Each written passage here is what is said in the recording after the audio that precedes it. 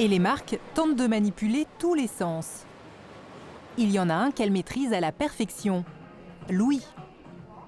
Ce grand magasin d'ameublement diffuse toute la journée des morceaux musicaux, même si les clients les remarquent à peine.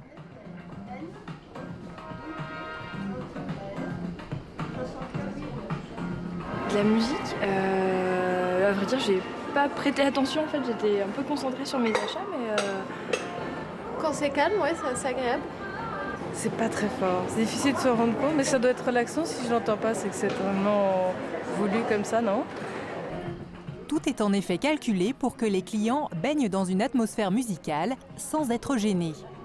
La musique ne provient pas de la radio, la bande-son est faite sur mesure pour guider les achats. Direction Feucherolles, dans les Yvelines, à 35 km de Paris. Vue de l'extérieur, cette maison n'a rien d'extraordinaire. Nous sommes pourtant chez un géant de la musique, Mood Media, le numéro 1 du marketing sensoriel en Europe. C'est ici que sont sélectionnées la plupart des bandes-sons que vous entendez dans les magasins. Je te rappelle plus tard dans l'après-midi. Salut. Claude Naon, le directeur de Mood Media, travaille avec des dizaines de milliers de points de vente dans toute l'Europe.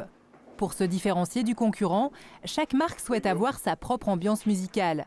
Alors pour répondre à la demande, Monsieur Naon fait appel à une batterie d'experts, des DJ. Ils sont chacun enfermés, non pas qu'on veut les tenir éloignés, mais surtout ils ont besoin de travailler le son. Pop, rock, disco, ils sont une dizaine à choisir des morceaux qu'ils compilent. C'est ce que l'on appelle des playlists. Salut Patrick. Tu vas bien? Et le DJ star ici, c'est lui, Patrick Vidal. D'habitude, il fait danser le tout Paris dans des boîtes de nuit branchées. Mais aujourd'hui, il mixe pour Monoprix, Habitat ou des chaînes de prêt-à-porter.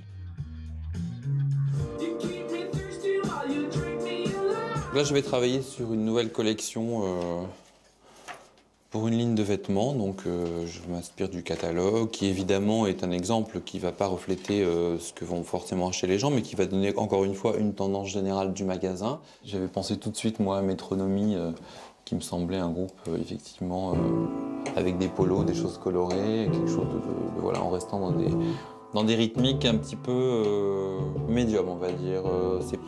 C'est pas une marque aussi qui nous permettra de mettre des choses très rapides. Des tubes électropop pour les vêtements branchés, des airs classiques pour le linge de maison ou zen pour la salle de bain. Mais il y a des enseignes pour lesquelles le choix de la musique est nettement moins évident. La musique pharmacie, c'est très difficile à créer. Là, il faut que ce soit surtout pas intrusif. C'est intéressant dans la pharmacie parce qu'on vient pour quelque chose d'assez précis, pour du conseil, et en plus, bon, peut-être pas en très bon état, on va dire. Donc une musique qui soigne, une musique qui apaise. Je mettrai un truc assez joli, on va dire, féminin ou instrumenté.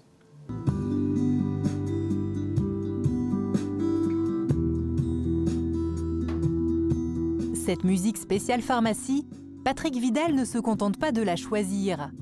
Pour augmenter les ventes, il va la moduler selon l'heure de la journée. C'est ce qu'il appelle le scénario. Ouais. On va démarrer le matin par des choses un petit peu jolies, dynamiques, mais pas intrusives pour que les gens arrivent dans le magasin de bonne humeur et ne soient pas déjà agressés par de la musique dès le premier passage de porte, on va dire. Et ensuite, on va calmer le jeu vers midi, on va redémarrer en début d'après-midi pour les motiver et pour là commencer vraiment l'acte d'achat. Les rythmes vont même varier en fonction des jours de la semaine. Calme le lundi, les morceaux seront plus énergiques le samedi. Une mécanique bien rodée qui fonctionne. La diffusion de musique dans un magasin augmenterait les ventes de 18%. Bonjour, bonjour. Et il n'y a pas de place pour l'improvisation. La musique est envoyée d'ici en temps réel grâce à des moyens technologiques très perfectionnés. Ces serveurs sont reliés directement au magasin. C'est ça le cœur du réacteur alors? C'est ici le cœur du réacteur. Notre musique part ici vers à peu près, en tout cas en France, 25 000 points de vente, puis des dizaines de milliers de points de vente en Europe. La musique qu'on est en train d'envoyer là se retrouve au moment où nous parlons dans des très grands hypermarchés français, dans des magasins de vêtements, dans des magasins de bricolage, Plonger le client dans un bain musical, ce n'est pas toujours suffisant. L'expérience ultime, c'est d'affoler